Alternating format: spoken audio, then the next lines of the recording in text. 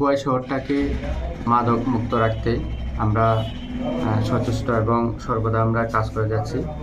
তো খোয়াই শহরে আমাদের কাছে একটা খবর আছে যে কয়েকদিন ধরে হরিলাল দেববর্মা, বাবার নাম সোনামণি দেববর্মা, বাইজালবাড়ি পিএস, উনি দেশীয় মদ প্রায় দিনে এনে খোয়াই শহরে সাপ্লাই দেন এবং ওইখান থেকে যারা মদ খায় তারা কিনে খায়।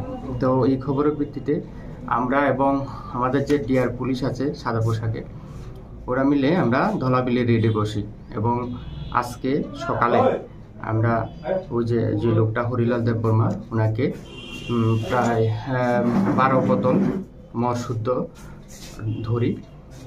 ওনার কাছে এই মদগুলি উনি স্বীকার করে যে উনি শহরে বিক্রি করার জন্য এই মদগুলি এনে আনছিল। তো সেই হিসাবে তাকে আমরা যে 69 অ্যাক্টে আমরা অ্যারেস্ট করি এবং মদগুলিকেও সিজ করি। এখন আমরা ওনাকে কোর্টে প্রডিউস করব। কত লিটার মদ হবে স্যার? এখানে 24 লিটার মদ।